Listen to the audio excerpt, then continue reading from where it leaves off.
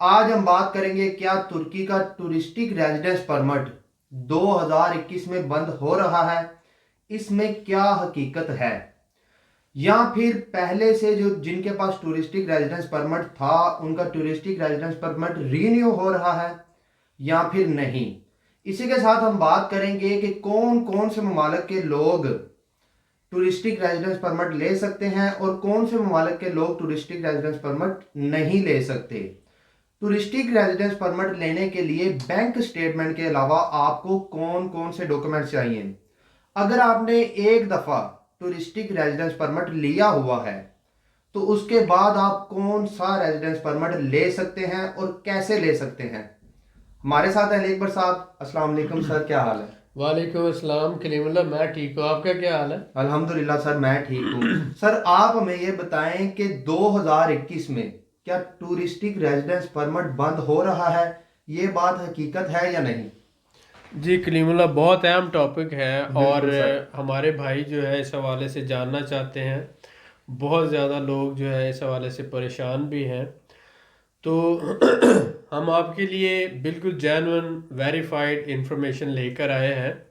सबसे पहले तो आप लोगों को ये जानने की ज़रूरत है कि टूरिस्टिक रेजिडेंस परमिट टर्की बंद नहीं कर रहा। 2021 में टूरिस्टिक रेजिडेंस परमिट बंद नहीं हो रहा। चेंजेस आई हैं। चेंजेस क्या आई हैं, तब्दीलियां क्या आई हैं, ये समझने की ज़रूरत है।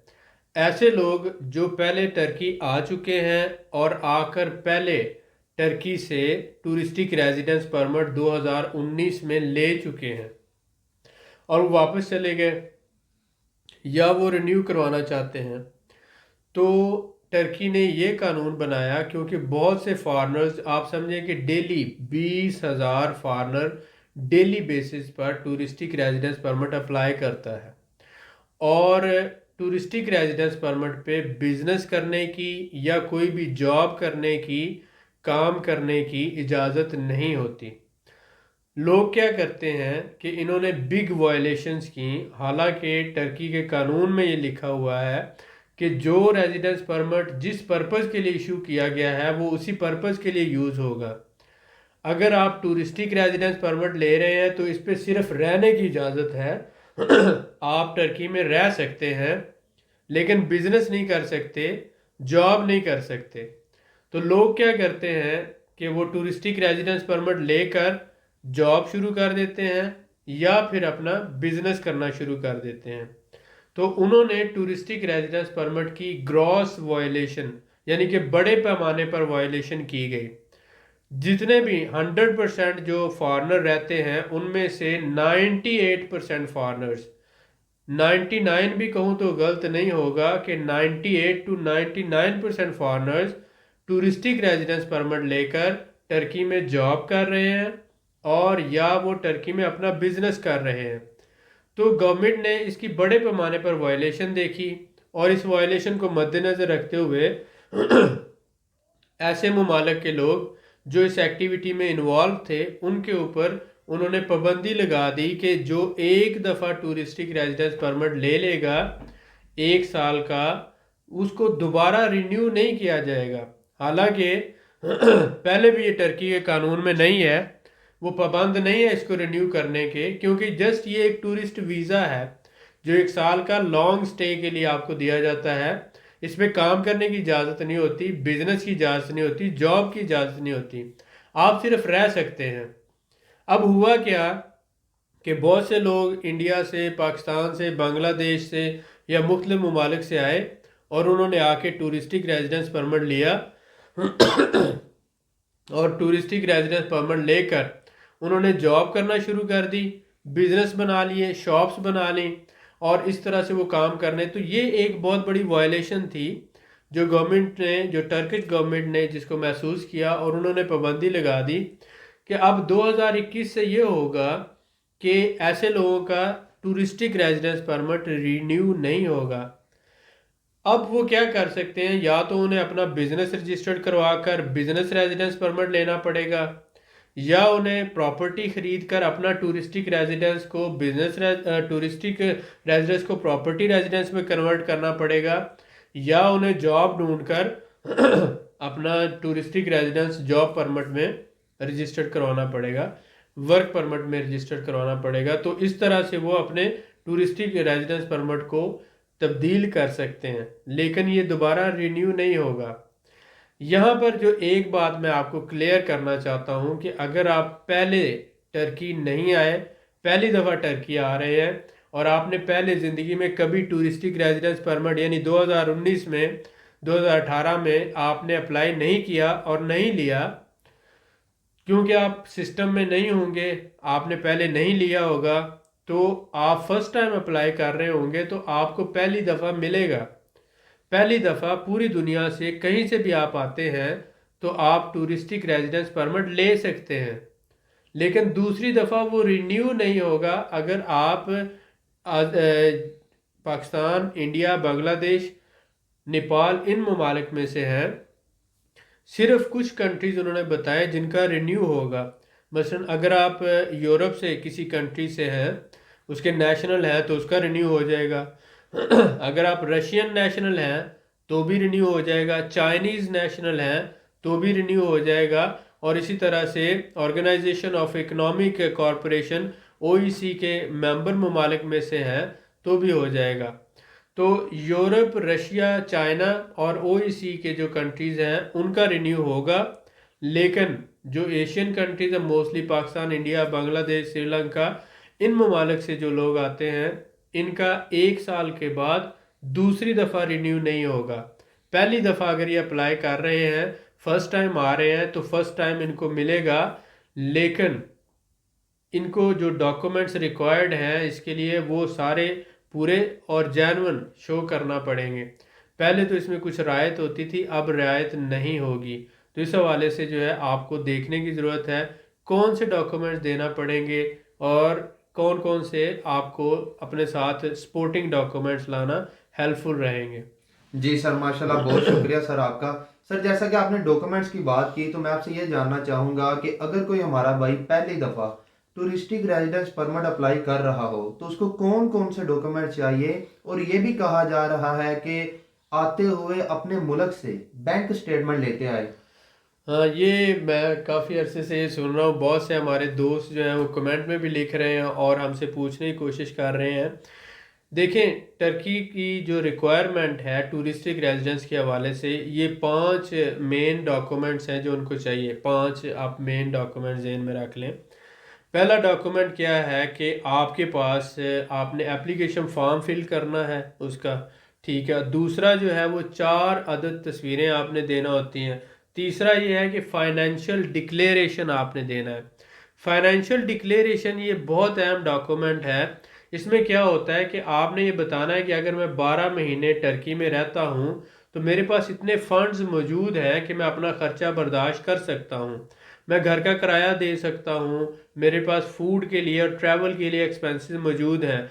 तो इसका उन्होंने कहा कि 1 महीने का जो वर्कर है उसकी कम से कम सैलरी जो है 2500 से 3000 टर्किश लीरा है। 2450 है तो आप 2500 लगा लें। इस हिसाब से 12 महीनों की सैलरी के बराबर आपके पास पैसे होने चाहिए। तो अगर हम रफली एस्टिमेट करें कि 3000 टर्किश लीरा 1 महीने का, तो 12 महीनों का कितना होगा? 36,000 टर्किश लीरा।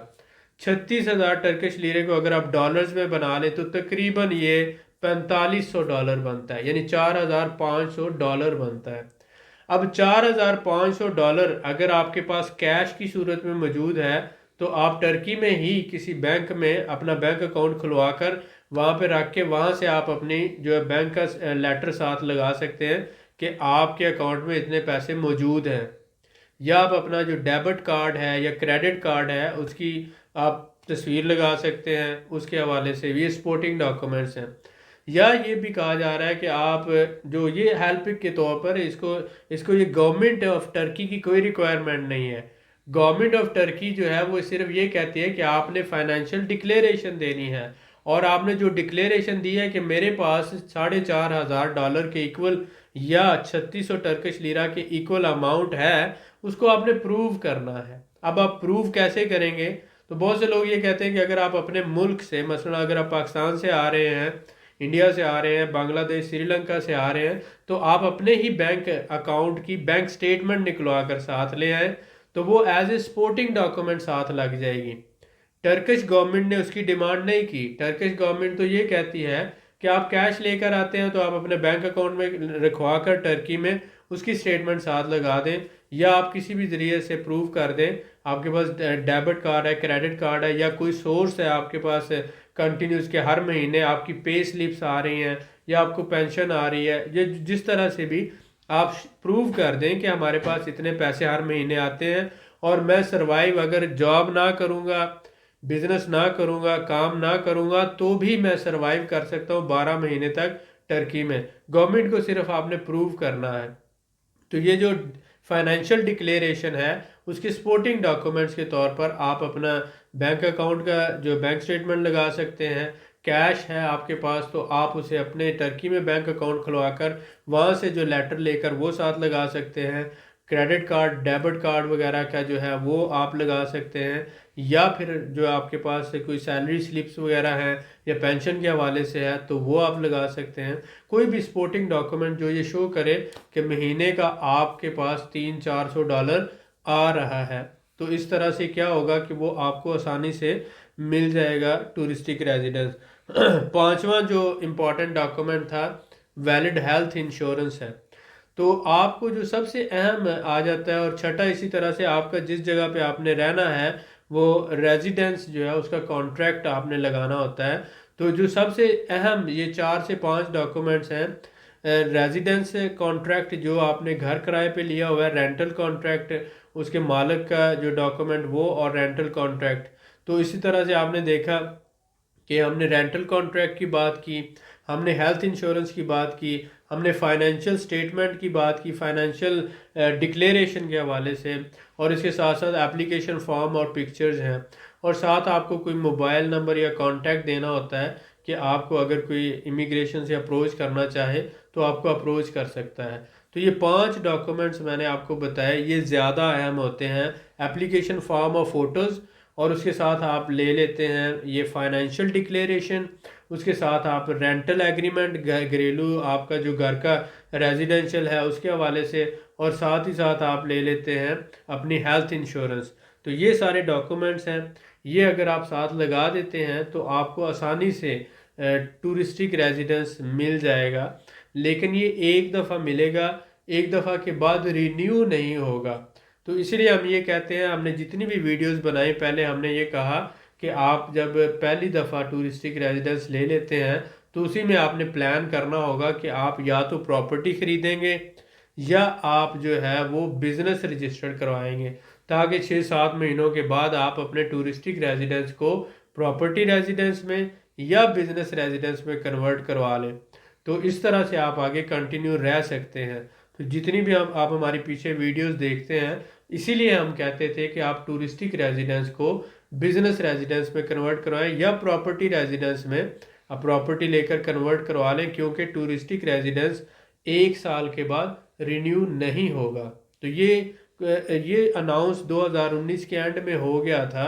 2020 में इस पे एप्लीकेशन होना थी, लेकिन अप्लाई इसलिए नहीं हुआ कोरोना की वजह से।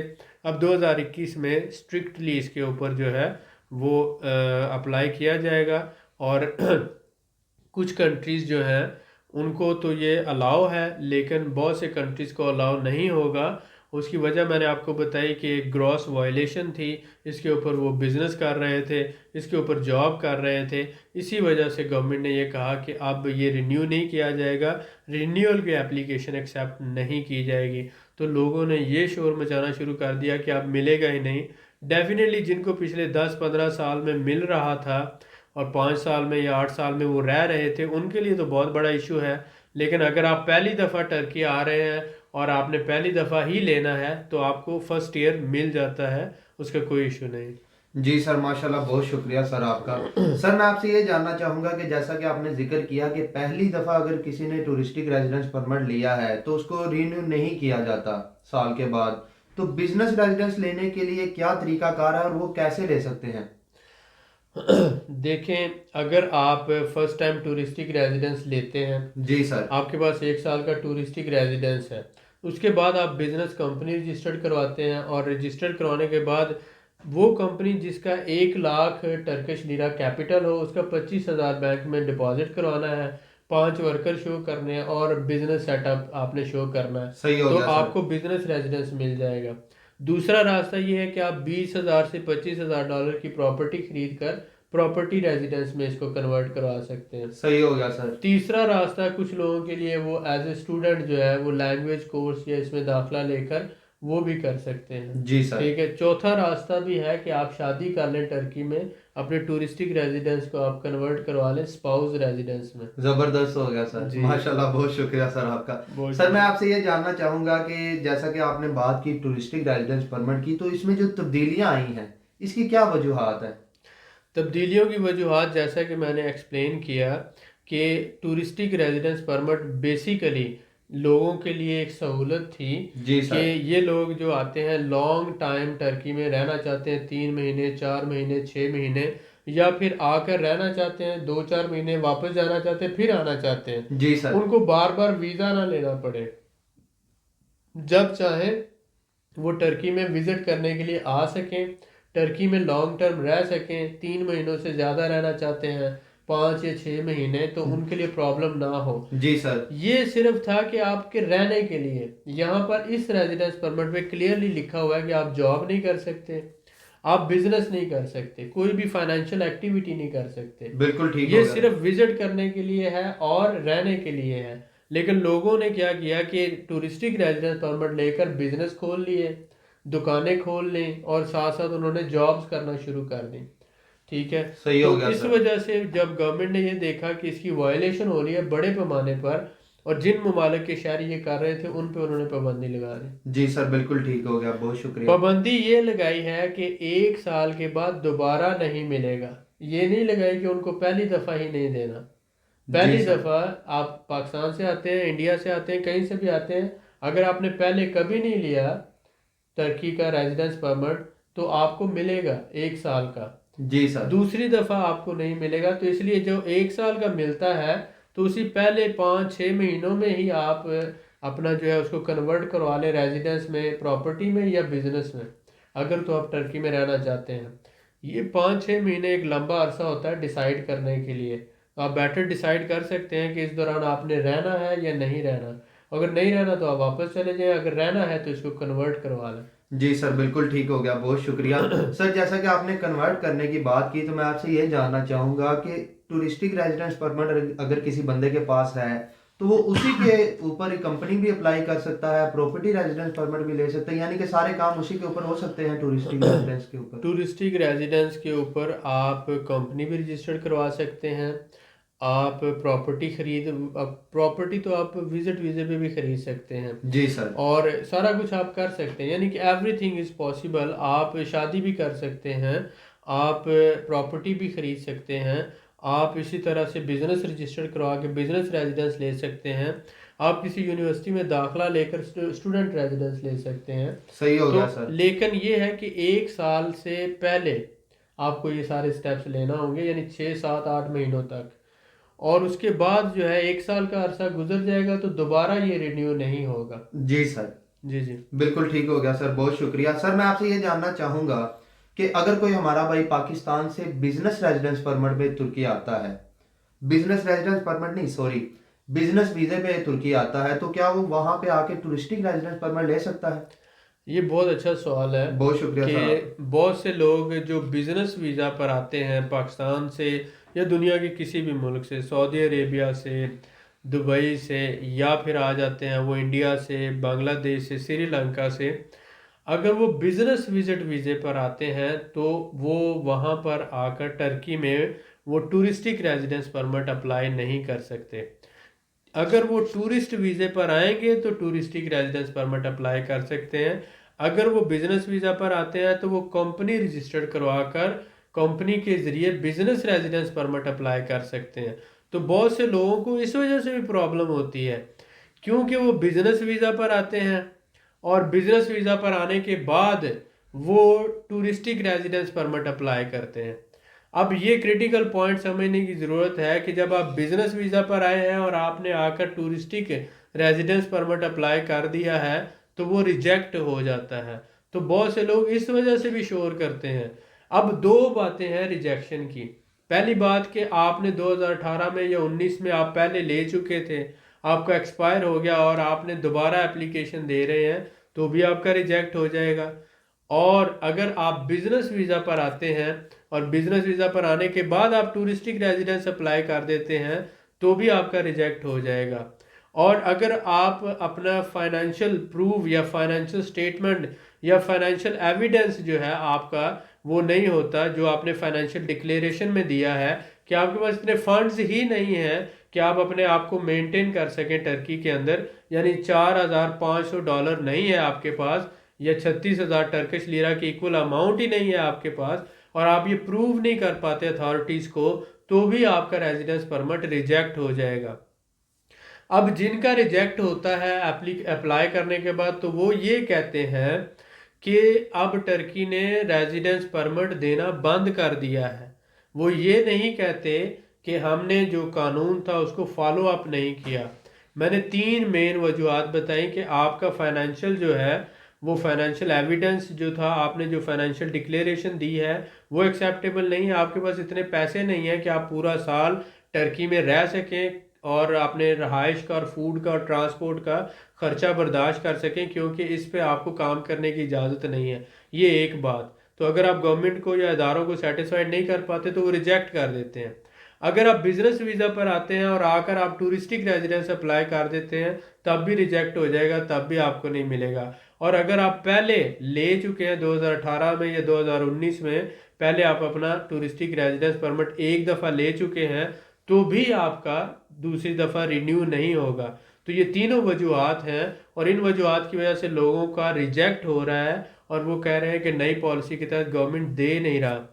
असल में उन लोगों को जो रूल्स हैं और रेगुलेशंस हैं उसका नहीं पता। तो मेरे प्यारे भाई, अगर आपके पास सूटेबल फंड्स हैं, पैसा है, फाइनेंशियल मींस हैं, आप प्रूव कर सकते हैं तो आपको मिलेगा। अगर आप टूरिस्ट वीज़े पर आते हैं, बिजनेस वीज़े पर नहीं आते, टूरिस्ट वीज़े पर आते हैं, तो आप पहली दफ़ा अप्लाई कर रहे हैं तो आपको मिलेगा। अगर आपने पहले टूरिस्टिक रेजिडेंस नहीं लिया हुआ और आप फर्स्ट टाइम अप्लाई कर रहे हैं तो भी आपको मिलेगा। तो इसलिए जो लोग पहली दफ़ा आ रहे हैं और उनके पास पैसा भी मौजूद है और वो टूरिस्टिक वीज़े पर आ रहे हैं तो उनको परेशान होने की ज़रूरत नहीं है। उनको मिलेगा 1 साल का रेजिडेंस परमिट, मोस्टली 1 या 2 साल का होता है। लेकिन ये जो एशियन कंट्रीज़ हैं, पाकिस्तान, इंडिया, बांग्लादेश, श्रीलंका, इनको मोस्टली 1 ईयर का ही मिलता है। और आई होप कि इंशाल्लाह आपके सवालों के जवाब हमने आपको दे दिए। लेकिन फिर भी अगर कोई सवाल आपका रहता है तो आप नीचे कमेंट में लिखें, इंशाल्लाह हम कोशिश करेंगे कि उसका जवाब आपको दें। बहुत शुक्रिया। जी सर, माशाल्लाह, बहुत शुक्रिया सर आपका, आपने बड़ी तफसील से बताया और ये बड़ा ज़रूरी था इस वक्त हमारे भाइयों के लिए। बहुत शुक्रिया सर आपका। जैसा कि सर ने कहा कि टूरिस्टिक रेजिडेंस परमिट के बारे में अगर आपको कोई सवाल है तो आप कमेंट करें, इंशाल्लाह हम ज़रूर रिप्लाई करेंगे। और वीडियो को ज़्यादा से ज़्यादा शेयर करें ताकि लोगों तक इंफॉर्मेशन पहुंच सके। मज़ीद मालूमात के लिए हमारे चैनल को सब्सक्राइब करें, वीडियो को लाइक करें और शेयर करें। बेल आइकन को ज़रूर प्रेस करें ताकि अगली वीडियो आपको मिल सके। अल्लाह हाफिज़।